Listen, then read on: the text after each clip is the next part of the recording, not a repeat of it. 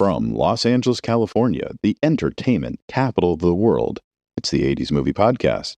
I'm your host, Edward Havens. Thank you for listening today.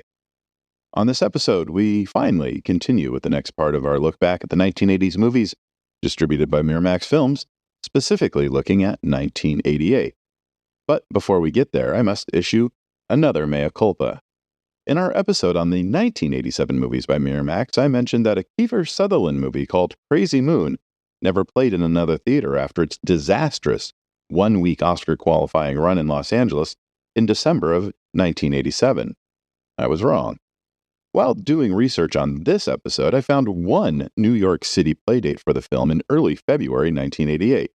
It grossed a very dismal $3,200 at the 545-seat Festival Theater during its first weekend, and would be gone after 7 days. I apologize for the misinformation.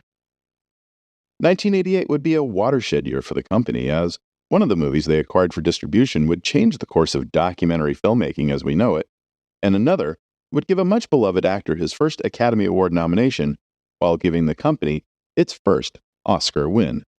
But before we get to those two movies, there's a whole bunch of others to talk about first. Of the 12 movies Miramax would release in 1988, only 4 were from America. The rest would be a mixture of mostly Anglo-Saxon countries like the UK, Canada, France, and Sweden, although there would be one Spanish film in there. The first release of the new year, La Grande Chimie, told the story of a timid 9-year-old boy from Paris who spends one summer vacation in a small town in Brittany. His mother has lodged the boy with her friend and her friend's husband, while Mom has another baby. The boy makes friends with a slightly older girl next door and learns about life from her. Richard Bohringer, who plays the friend's husband, and Aménée, who plays the pregnant mother, both won Césars, the French equivalent of the Oscars, in their respective lead categories, and the film would be nominated for Best Foreign Language Film of 1987 by the National Board of Review. Miramax, who had picked up the film at Cannes several months earlier, waited until January 22, 1988 to release it in America, first at the Paris Theater in Midtown Manhattan, where it would gross a very impressive $41,000 in its first 3 days. In its second week, it would drop less than 25% of its opening weekend audience, bringing in another $31,000. But shortly after that, the expected Oscar nomination for Best Foreign Language Film did not come, and business on the film slowed to a trickle. But it kept chugging along, and by the time the film finished its run in early June, it had grossed $541,000. A week later, on January 29th, Miramax would open another French film, Light Years, an animated science fiction film written and directed by René Laloux, best known for directing the 1973 animated head trip film Fantastic Planet. Light Years was the story of an evil force from 1,000 years in the future who begins to destroy an idyllic paradise where the citizens are in perfect harmony with nature. In its first 3 days at 2 screens in Los Angeles and 5 screens in the San Francisco Bay Area, Light Years would gross a decent $48,665. Miramax would print a self-congratulating ad in that week's Variety touting the film's success and thanking Isaac Asimov, who helped write the American translation for the film, and many of the actors who lent their vocal talents to the new dub, including Glenn Close, Bridget Fonda, Jennifer Grey, Christopher Plummer, and Penn and Teller. Yes, Teller speaks. The ad was a message to both the theater operators and the major players in the industry. Miramax was here. Get used to it. But that ad may have been a bit premature. While the film would do well in major markets during its initial week in theaters, audience interest would drop outside of the opening week in big cities and practically non-existent in college towns and other smaller cities. Its final box office total would be just $370,000. March 18th saw the release of a truly unique film. Imagine a movie directed by Robert Altman, and Bruce Beresford, and Jean-Luc Godard, and Derek Jarman, and Franck Redem, and Nicholas Roeg, and Ken Russell, and Charles Sturridge, and Julian Temple. Imagine a film that starred Beverly D'Angelo, Bridget Fonda in her first movie, Julie Haggerty, Buck Henry, Elizabeth Hurley, and John Hurt, and Teresa Russell, and Tilda Swinton.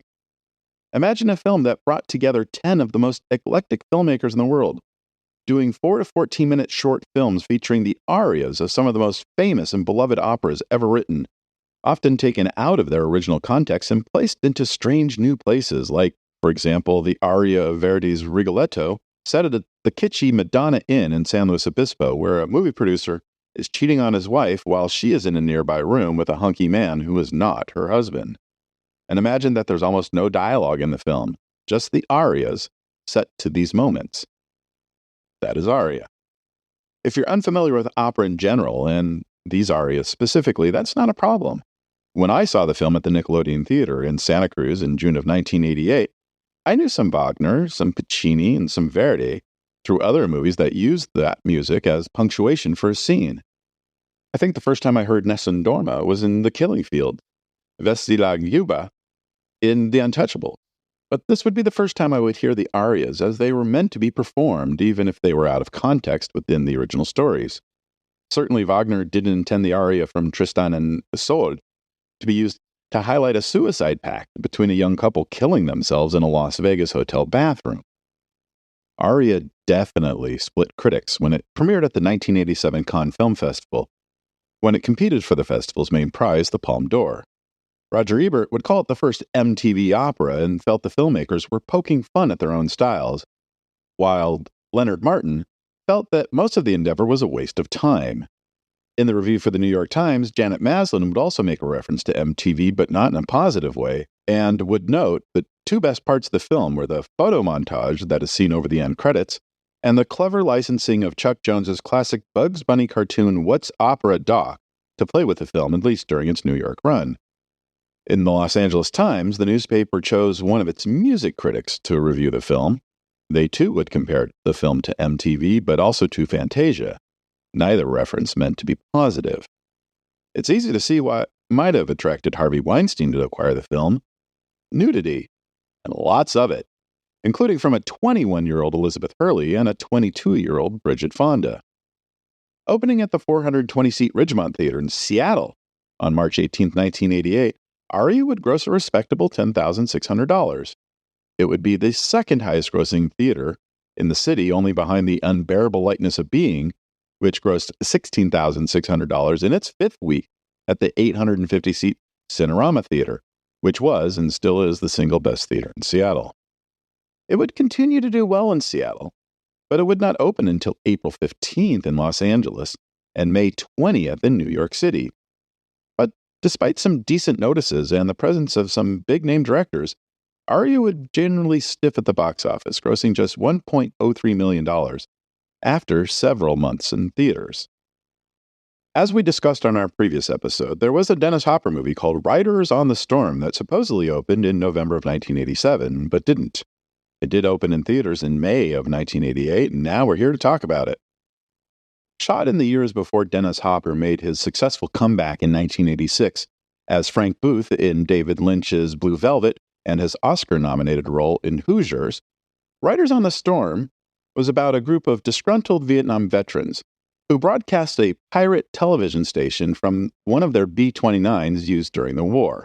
It was meant to be satire, but it sat on the shelf for 3 years before it finally got picked up for distribution.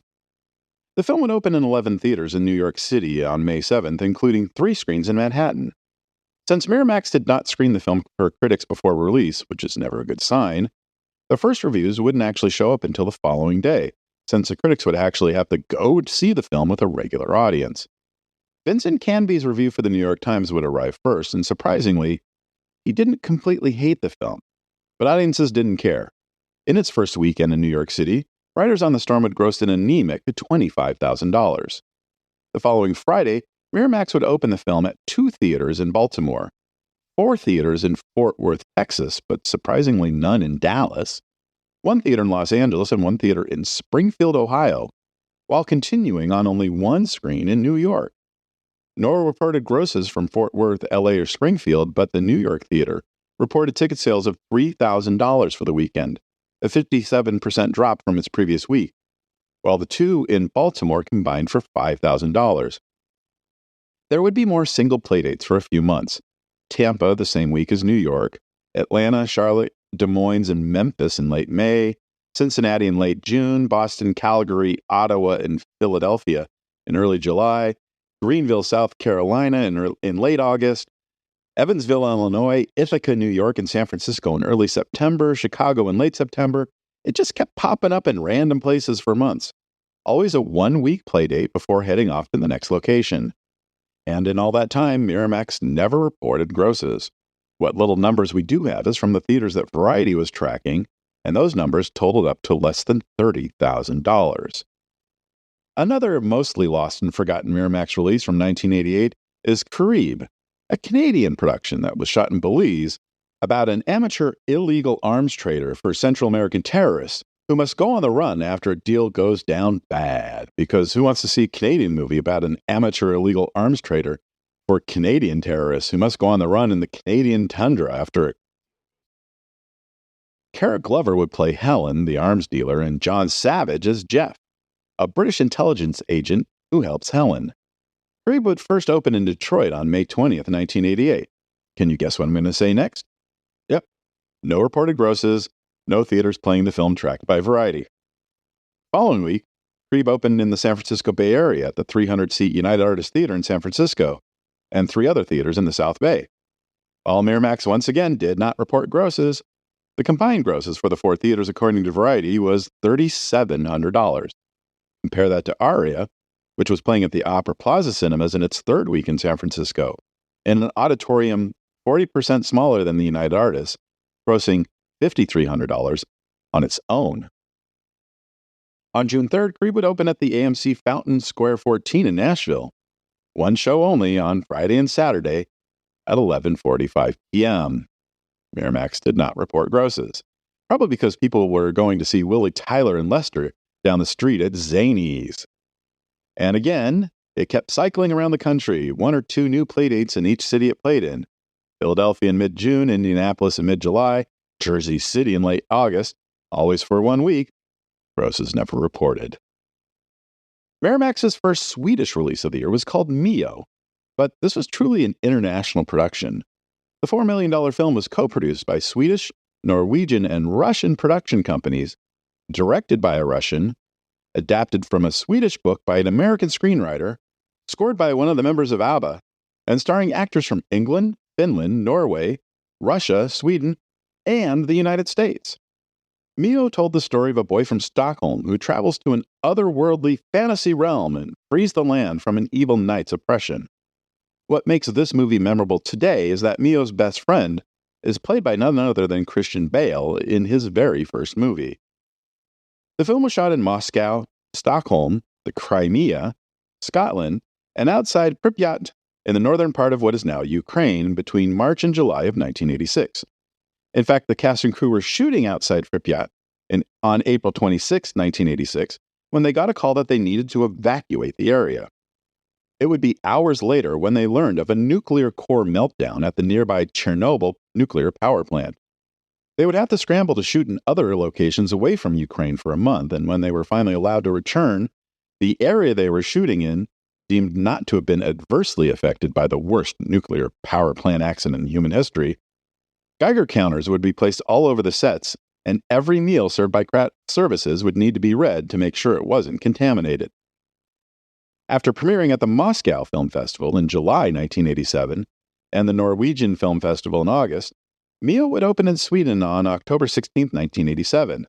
The local critics would tear the film apart.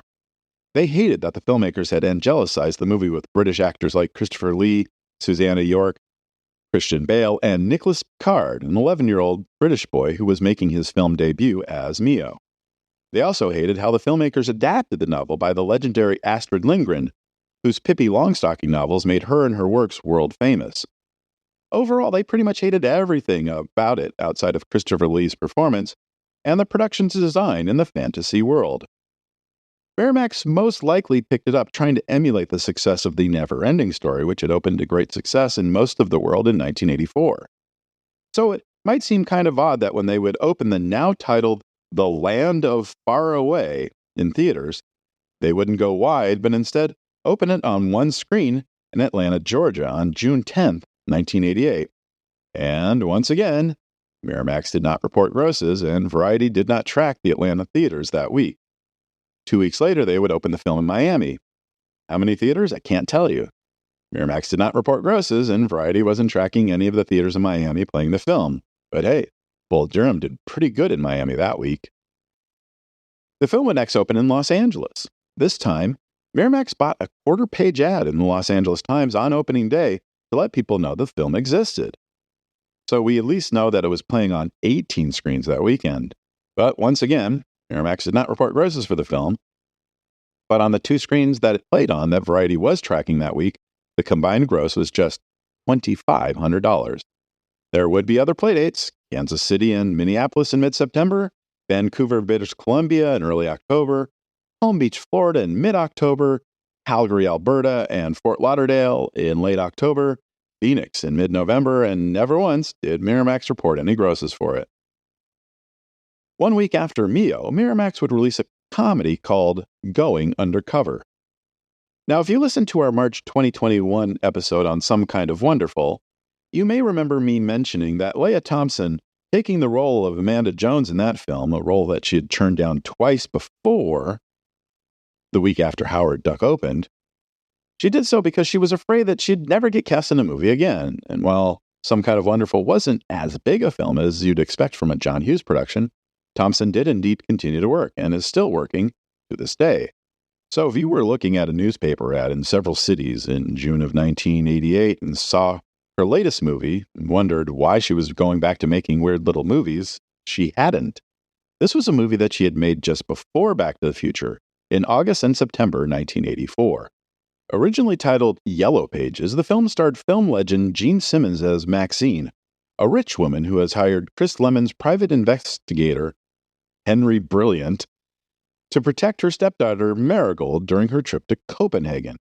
The director, James Clark, had written the script specifically for Chris Lemon, tailoring his role to mimic various roles played by his famous father, Jack Lemmon, over the decades, and for Simmons. But Thompson was just one of a number of young actresses they looked at before making their casting choice.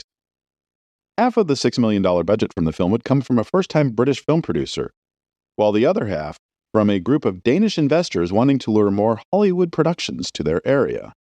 The film shoot would be plagued by a number of problems.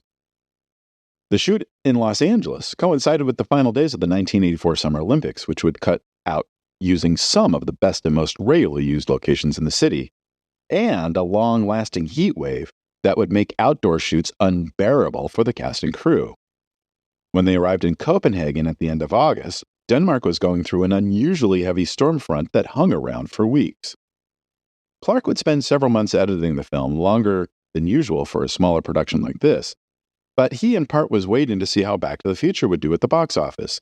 If the film was a hit, and his leading actress was a major part of that, it could make it easier to sell his film to a distributor, or at least that was the line of thinking.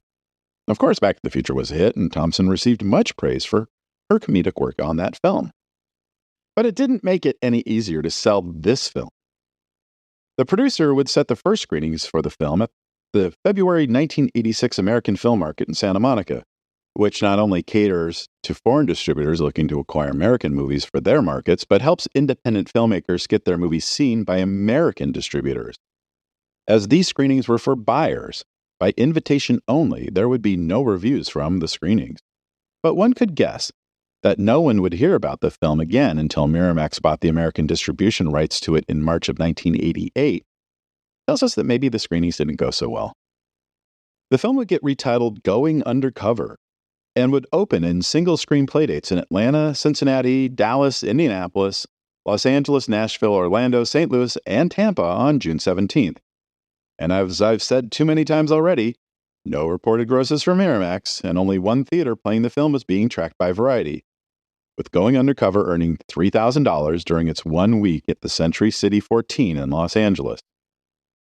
In the June 22, 1988 issue of Variety, there would be an article about Miramax securing a $25 million line of credit in order to start producing their own films.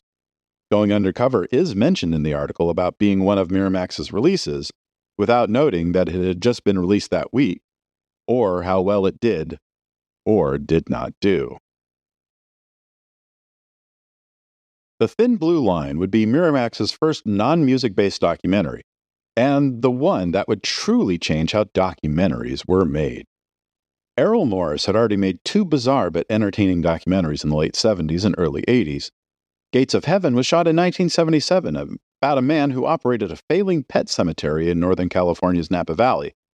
When Morris told his famous German filmmaking supporter Werner Herzog about the film, Herzog vowed to eat one of the shoes he was wearing that day if Morris was actually able to complete and show the film in a public theater.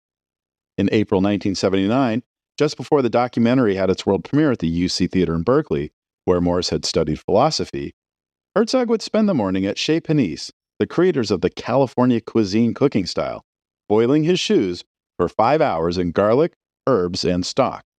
This event would itself be commemorated in a documentary short called naturally Werner Herzog Eats His Shoe by Les Blanc, which is a must-watch on its own.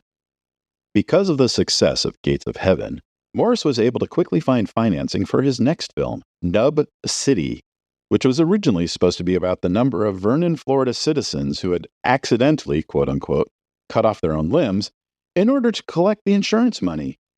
But after several of those citizens threatened to kill Morris, and one of them tried to run down his cinematographer with their truck, Morris would rework the documentary, dropping the limb angle, no pun intended, and focusing on the number of eccentric people who lived in the town. That film would premiere at the 1981 New York Film Festival and become a hit, for a documentary, when it was released in theaters in 1982. But it would take Morris another 6 years after completing Vernon, Florida, to make another film. Part of it was having trouble lining up full funding to work on his next proposed movie about James Grigson, a Texas forensic psychiatrist whose nickname, Dr. Death, was for being an expert witness for the prosecution in death penalty cases in Texas. Morris had gotten seed money for the documentary from PBS and the Endowment for Public Arts, but there was little else coming in while he worked on the film. In fact, Morris would get a PI license in New York and work cases for 2 years, using every penny he earned that wasn't going towards living expenses to keep the film afloat. One of Morris's major problems for the film was that Grigson would not sit on camera for an interview, but would meet with Morris face-to-face to talk about the cases. During that sit-down, the good doctor suggested to the filmmaker that he should research the killers he helped put away. And during that research, Morris would come across the case of one Randall Dale Adams, who had been convicted of killing Dallas police officer Robert Wood in 1976, even though another man, David Harris, was the police's initial suspect. For 2 years, Morris would fly back and forth between New York City and Texas, talking to and filming interviews with Adams and more than 200 other people connected to the shooting and the trial. Morris had become convinced Adams was indeed innocent and dropped the idea about Dr. Grigson to solely focus on the Robert Wood murder. After showing the producers of PBS's American Playhouse some of the footage he had put together of the new direction of the film, they kicked in more funds so Morris could shoot some reenactment sequences outside New York City, as well as commission composer Philip Glass to create a score for the film once it was completed. Documentaries at the time did not regularly use reenactments, but Morris felt it was important to show how different personal accounts of the same moment can be misinterpreted or misremembered, or outright manipulated to suppress the truth. After the film completed its post-production in March of 1988, The Thin Blue Line would have its world premiere at the San Francisco Film Festival on March 18th.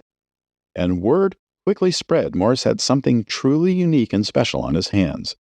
The critic for Variety would note in the very first paragraph of his write-up that the film employed, quote, strikingly original formal devices to put together interviews, film clips, photo collages, and, unquote, and this is where it broke ground, quote, recreations of the crime from many points of view, unquote.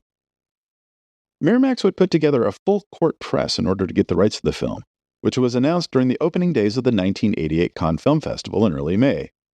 An early hint on how the company was going to sell the film was by them calling it a non-fiction feature instead of a documentary. Miramax would send Morris out on a cross-country press tour in the weeks leading up to the film's August 26th opening date, but Morris, like many documentary filmmakers, was not used to being in the spotlight himself, and was not as articulate about talking up his movies as a more seasoned director and actor who has been on the promotion circuit for a while would. After one interview, Harvey Weinstein would send Errol Morris a note that read, "Heard your NPR interview and you were boring." Harvey would offer up several suggestions to help the filmmaker, including hyping the movie up as a real-life mystery thriller rather than a documentary, and using shorter and clearer sentences when answering a question. It was a clear gamble to release The Thin Blue Line in the final week of summer, and the film would need a lot of goodwill to stand out, and it would get it. The New York Times was so enthralled with the film, it would not only run a review from Janet Maslin, who would heap great praise on it, but it would also run a lengthy interview with Errol Morris right next to the review. The quarter-page ad in the New York Times, several pages back, would tout positive quotes from Roger Ebert, Jay Hoberman, who had left the Villa's voice for the then-new Premiere magazine, Peter Travers, who was writing for People magazine instead of Rolling Stone, and critics from the San Francisco Chronicle and, interestingly enough, the Dallas Morning News. The top of the ad was tagged with an intriguing tease. Solving this mystery is going to be murder, with a second tagline underneath the key art and title, which called the film a new kind of movie mystery. Of the 15 New York area-based film critics for local newspapers, television, and national magazines, 14 of them gave favorable reviews, while one, Stephen Schiff of Vanity Fair, was ambivalent about it. Not one critic gave it a bad review, and New York audiences were hooked. Opening in the 240-seat main house at the Lincoln Plaza Cinemas, the movie grossed $30,945 in its first 3 days.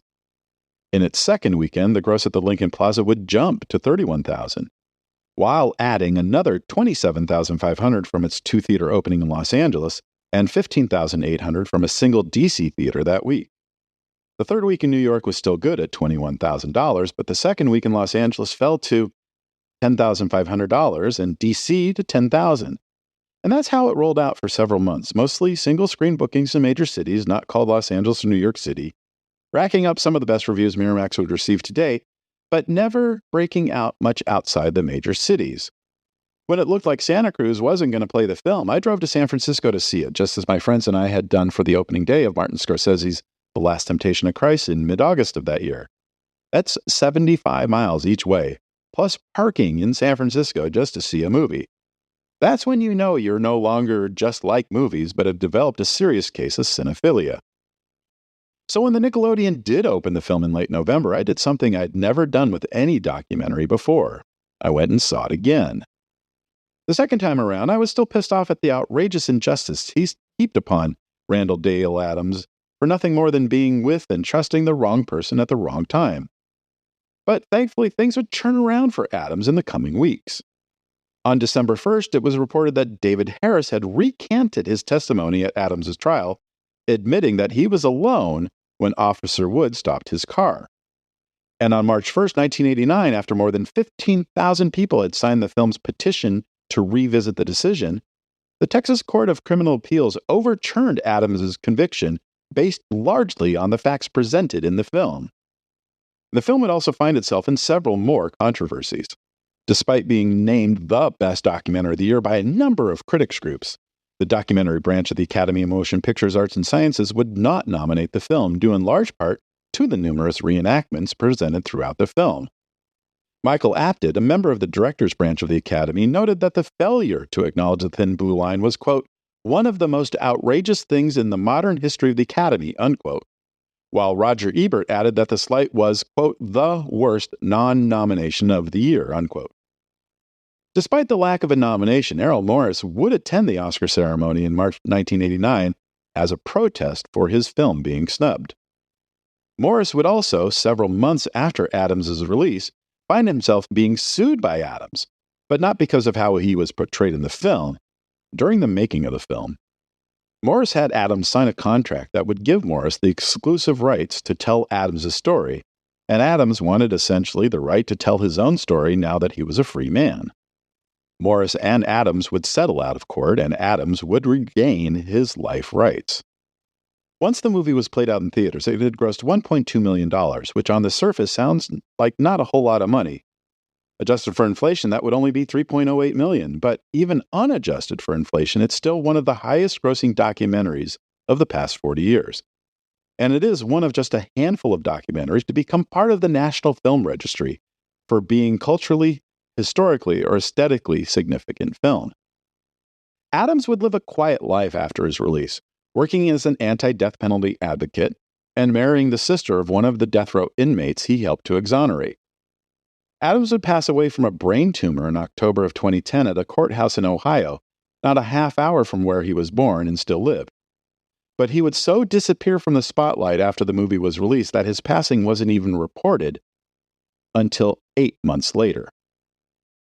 Errol Morris would become one of the most celebrated documentarians of his generation, finally getting nominated for and winning an Oscar in 2003 for The Fog of War, about the life and times of Robert McNamara, Richard Nixon's Secretary of Defense during the Vietnam War era. The Fog of War would also be added to the National Film Registry in 2019.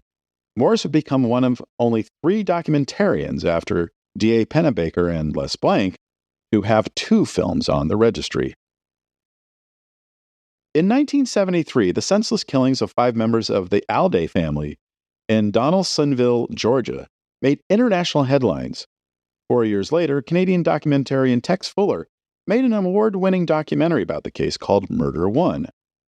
For years, Fuller shopped around a screenplay telling the same story, but it would take nearly a decade for it to finally be sold, in part because Fuller was insistent that he also be the director.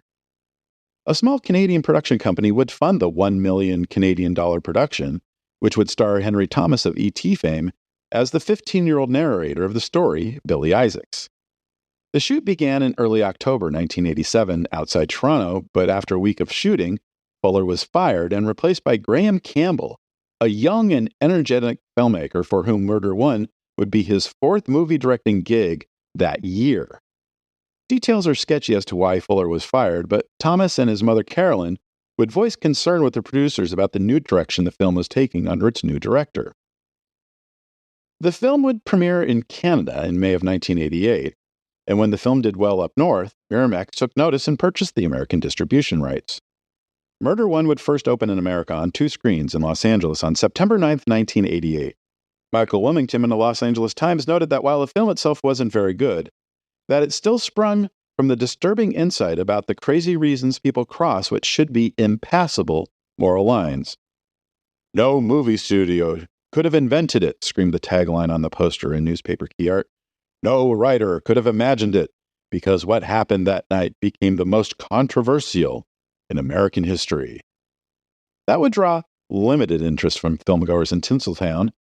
The 2 theaters would gross a combined $7,000 in its first 3 days. Not great, but better than several other recent Miramax releases in the area. 2 weeks later, on September 23rd, Miramax would book Murder One into 20 theaters in the New York City metro region, as well as in Akron, Atlanta, Charlotte, Indianapolis, Nashville, and Tampa, St. Petersburg. In New York, the film would actually get some good reviews from the Times and the Post, as well as Peter Travers of People magazine. But once again, Miramax would not report grosses for the film. Variety would note that the combined grosses for the film in New York City was only $25,000. In early October, the film would fall out of Variety's internal list of the 50 top-grossing films within the 20 markets they were regularly tracking, with a final gross of just $87,000. One market that Miramax deliberately did not book the film was anywhere near Southwest Georgia, where the murders took place. The closest theater that did play it was more than 200 miles away. Miramax would finish 1988 with 2 releases. The first was Dakota, which would mark star Lou Diamond Phillips' first movie as a producer, where he stars as a troubled teenager who takes a job on a Texas horse ranch to help pay off his debts, who becomes a sort of big brother to the ranch owner's young son, who has recently lost a leg to cancer, and he also falls for the rancher's daughter. When the $1.1 million budgeted film began production in Texas in June of 1987, Phillips had already made La Bamba and Stand and Deliver, but neither had been yet to be released into theaters. By the time filming ended 5 weeks later, La Bamba had just opened, and Phillips was on his way to becoming a star. The main producers wanted director Fred Holmes to get the film through post-production as quickly as possible, to get it into theaters in the early part of 1988 to capitalize on the newfound success of their young star. But that wouldn't happen. Holmes wouldn't have the film ready until the end of February 1988, which was deemed acceptable because of the impending release of Stand and Deliver. In fact, the producers would schedule the first distributor screening of the film on March 14th, the Monday after Stand and Delivered opened, in the hopes that good box office for the film and good notices for its star, Lou Diamond Phillips, would help sell the film, which sort of worked. None of the major studios would show for the screening, but a number of indies would, including Miramax. Phillips would not be attending the screening as he was on location in New Mexico shooting Young Guns. I can't find any reason why Miramax waited nearly 9 months after they acquired Dakota to get it in the theaters. It certainly wasn't Oscar bait, and screen availability would be scarce during the busy holiday movie season, which would see a number of popular, high-profile releases like Dirty Rotten Scoundrels, Ernest Saves Christmas, The Naked Gun, Rain Man, Scrooged, Tequila Sunrise, Twins, and Working Girl. Which might explain why, when Miramax released the film into 18 theaters in the New York City area on December 2nd, they could only get 3 screens in all of Manhattan, the best being the nice but hardly first-rate Embassy 4 at Broadway and 47th. Or of the 22 screens in Los Angeles opening the film the same day, the best would be the tiny Westwood 4 next to UCLA, or the Paramount in Hollywood, whose best days were back in the Eisenhower administration. And, yet again, Miramax did not report grosses, and none of the theaters playing the film was tracked by Variety that week. The film would be gone after just 1 week. The Paramount, which would open Dirty Rotten Scoundrels on the 14th, opted to instead play a double feature of Clara's Heart with Whoopi Goldberg and Neil Patrick Harris, and the River Phoenix drama Running on Empty, even though neither film had been much of a hit. Miramax's last film of the year would be the one that changed everything for them. Pelle the Conqueror. Adapted from a 1910 Danish book and directed by Billy August, whose previous film Twist and Shout had been released by Miramax in 1986, Pelle the Conqueror would be the first Danish or Swedish movie to star a Max von Sydow in almost 15 years, having spent most of the 70s and 80s in Hollywood and London, starring in a number of major movies including The Exorcist, 3 Days of the Condor, Flash Gordon, Conan the Barbarian, Never Say Never Again, and David Lynch's Dune. But because von Sydow would be making his return to his native cinema, August was able to secure a $4.5 million budget to make the film, one of the highest budgeted Scandinavian films to be made to date. In the late 1850s, an elderly emigrant, Lasse, and his son Pelle would leave their home in Sweden after the death of the boy's mother, wanting to build a new life on the Danish island of Bornholm. Lasse finds it difficult to find work given his age and his son's youth. The pair are forced to work at a large farm where they are generally mistreated by the managers for being foreigners. The father falls into depression and alcoholism. The young boy befriends one of the bastard children of the farm's owner, as well as another Swedish farm worker who dreams of conquering the world.